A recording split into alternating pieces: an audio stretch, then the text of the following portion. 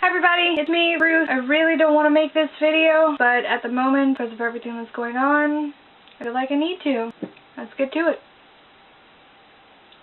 So to begin with, the reason why I'm making this video is because I was currently featured in an article with the Charlotte Observer. Now, in this article, I spoke about what happened to me when I was in high school. I graduated 2 years ago. I'm currently a university student. But just kind of like a breakdown of what I talked about in the article was me, along with a lot of friends, tried to start a gay straight alliance, battled with a lot of pushback from the school and students, but mainly the faculty, mainly the principal. After reaching out and getting legal help, we were able to form our gay straight alliance. We were getting ready for our first meeting. We decided to make a couple of posters and put them up. About 5 minutes after we put those posters up, they were ripped down. So we put some more up. And about 5 minutes after that, they were ripped down. Now, something I kind of want to touch on, at the end of the article, after West Lincoln was reached out to for a comment, the current standing principal replied in an email and said, "We have not had any other incidences besides 3 posters being ripped down in 2014. Our GSA club is still a club at the high school. Our guidance counselors have started several programs, especially with our 9th graders, to help with the new experience of entering high school. We also have a bullying committee made up of teachers and staff that meets once a month." I have a different mug for this.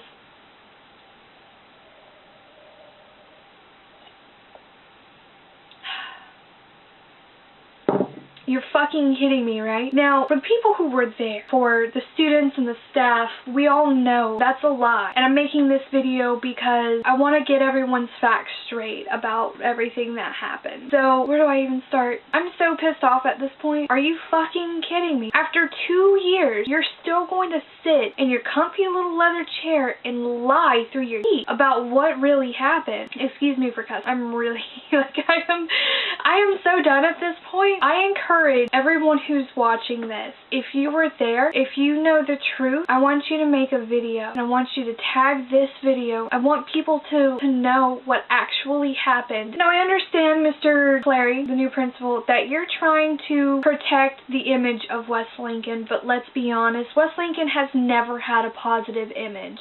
Okay? Now, the truth about what happened is we probably had about 20 or 30 of those posters ripped out. But the biggest thing that pissed us off the most is when we reported to you, you were a vice principal at the time, when we reported to the other vice principal, when we reported to the standing principal, Dr. Sane at the time, about our posters being ripped down, you did absolutely nothing. Not a damn thing. And I can't believe that you would sit there and lie through your teeth about being an advocate for us when you weren't. None of you were. And I'm going to prove it. For the students who know the truth, make your videos, put your comments, let everyone know the truth. Now, it wasn't just the posters that were being ripped down that we struggled with. We had students making their own posters. The poster that was featured in the article was not the only one that was found. There was actually about a 6-foot long poster placed in the school lobby saying, "Faggots will burn in hell. You don't belong in our school. Get out or else." Our spirit rock was painted bag in the fag, a term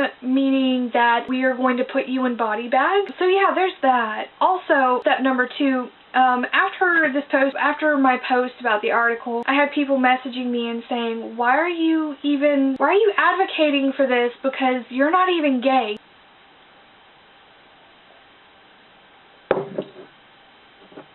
I'm not gay, and this is a part of the video that I didn't really want to make. Pretty much all of my friends know, but my family doesn't, and there are going to be some of my family members who see this video, and I don't really care if they approve of me or not. After I moved out, I kind of created my own family, a family that I knew would accept me for who I was.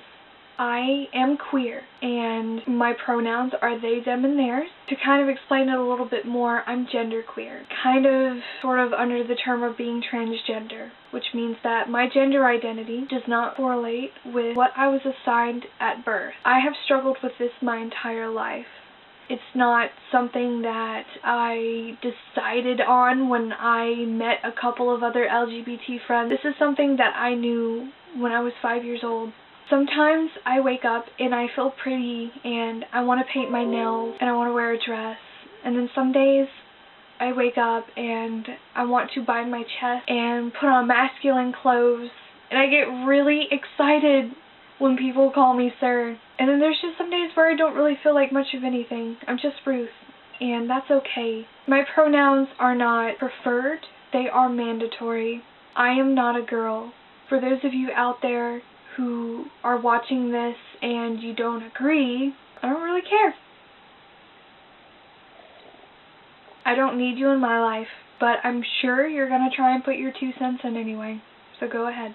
There were some other people who also commented and wondered why I was talking about this 2 years after it happened. But the truth is, my article was a very small part to a much larger article. The Charlotte Observer interviewed 50 different counties in North Carolina, and this is after the passage of HB2 that happened earlier this year. HB2 removes legal protection for LGBT individuals. The largest spark of interest about this is that transgender citizens are no longer legally allowed to go to the restroom that they feel most comfortable in, and that includes me. Stories of discrimination and hatred and violence against the LGBT community. Governor Pat McCrory said it's because he wants to protect women and children. After everything that I went through, after everything that all of my friends went through at West Lincoln for being who they are, it still amazes me how we are still considered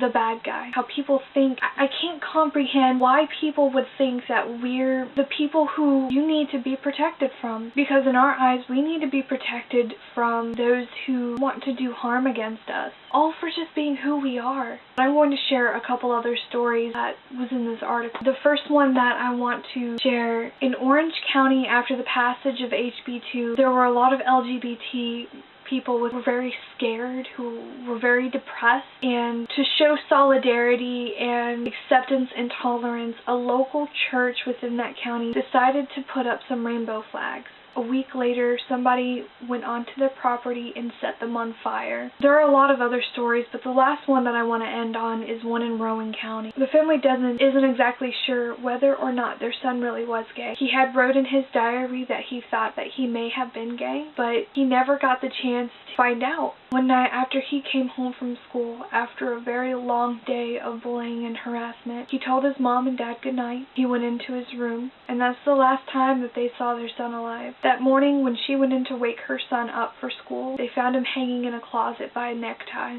He was only 11 years old, and because of the bullying that he faced, he resorted to taking his own life. He was only 11. His mom never got to see him graduate from high school. He never got to go to college or meet the love of his life. And it's terrifying to think that the generation of kids growing up with this law, targeted and they're beaten and they're bullied, it's terrifying to think that people his age are going to resort to that. The reason why everybody in this article shared their story, including me, is because at the moment, HB2 is currently being sued by the government as well as Governor Pat McCrory. We're trying to repeal HB2 so generations won't have to grow up thinking that this is normal, thinking that it's okay to harass LGBT individuals, it's okay to think that they're second-class citizens. It's not something that we should accept nor tolerate. For the people who questioned me and why I was in this article now, this is not the first article that I've been in about West Lincoln, and it's probably not going to be the last.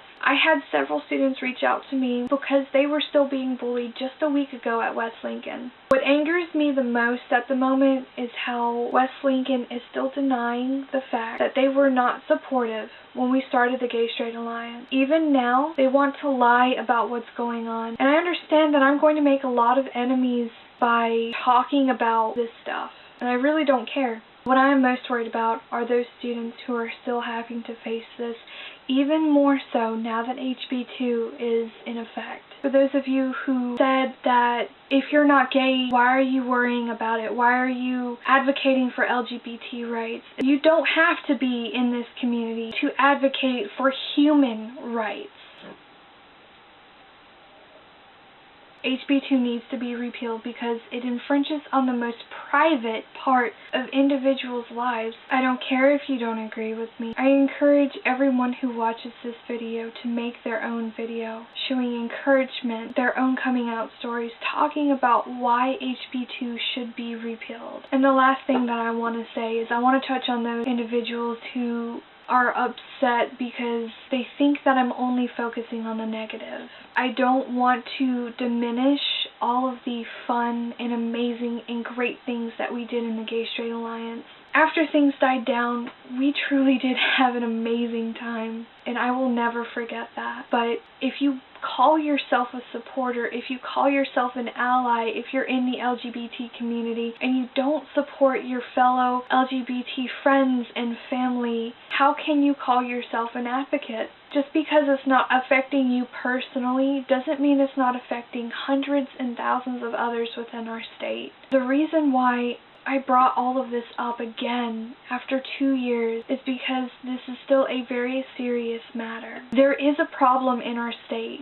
The reason why everybody else was in this article is because we acknowledge that there is an issue in our state. You cannot call yourself an advocate if you don't bring awareness to this issue.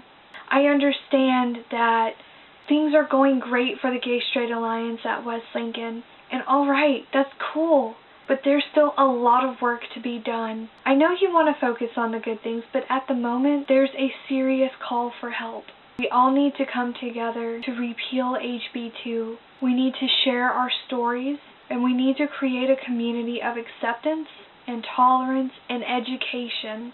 I encourage everyone who watches this video to make their own, bring awareness to what's going on in North Carolina. For everyone who sat through me with this whole video, I want to thank you. You're the real MVPs, and that's pretty much all I had to say. I know it was a lot and gonna be a lot to take in, but thanks for listening to me, and I hope I cleared up a lot of the misunderstanding with the article, and I'm also going to post the full article where you can read all of the other stories involved with it as well.